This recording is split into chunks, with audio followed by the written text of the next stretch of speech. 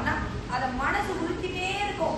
அவங்க தான் ஈமான் கொண்டவர்கள். அவர் யாரே ஈமான் கொண்டவர். நம்ம தப்பு செஞ்சிட்டோமே, நமக்கு ஒரு விதமா இருக்குன்னா உங்ககிட்ட ஈமான் இன்னும் இருக்கு, உயிரோட இருக்கு.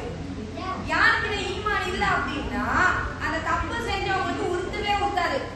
ஆமா, உலகத்துல என்ன நான் புதுசா பண்றதுதான் நான் பண்றோம். நான் திருட்டு, அவங்க தான் திருடுறாங்க. எத்தனை பேர் திருடுறாங்க, நான் மட்டும் நான் திருட்டுனேன்.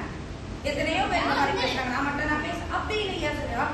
அவங்களுடைய இதயம் என்ன ஆகும் அப்படின்னா அந்த கருப்புள்ளி என்ன ஆகும்னா பாவம் செய்ய செய்ய செய்ய அது மிக பெருசாகி ஆகணும். நபி ஸல்லல்லாஹு அலைஹி வஸல்லம் சொல்றாங்க அது எந்த அளவுக்கு அப்படின்னா அந்த இதயத்தையே கருமையாக்கிடுமா. அந்த இதயம் எப்படி ஆயிடும்? கருப்பாக மாறி அந்த இதயமே கருமையாயிடும்.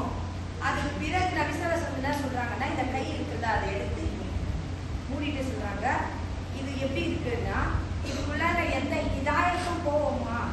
போவாது. அதே போன்று அந்த இதயத்துக்குள்ள இதாயத்து போவாது. அது ஒரு துறை இருக்குல்ல அந்த பையில அந்த பைய போட்டு கட்டி வச்சா எப்படி இருக்கும் அதுவும் போல ஆயிடும். இந்த இதயம் என்ன ஆகும்? அந்த கருமையானதுக்கு பிறகு இந்த எப்படி உள்ள இருக்கு, இதுல ஏதாவது உள்ள போக முடியுமா? நம்ம டைட்டா முடிச்சு வச்சிருக்கோம். இதே போன்ற அந்த இதயத்துடைய நிலை ஆயிடும். அதுக்கு என்ன ஆகும் அப்படின்னா ஒரு பைய போட்டு சுருக்கி போட்ட மாதிரி ஆயிடும். அந்த இதயத்துக்குள்ள இதாயத்தை போகாது. எல்லாம் வச்சு காப்பாற்றணும். நம்ம பாவங்கள் செஞ்சோம்னா உடனே என்ன பண்ணோம்?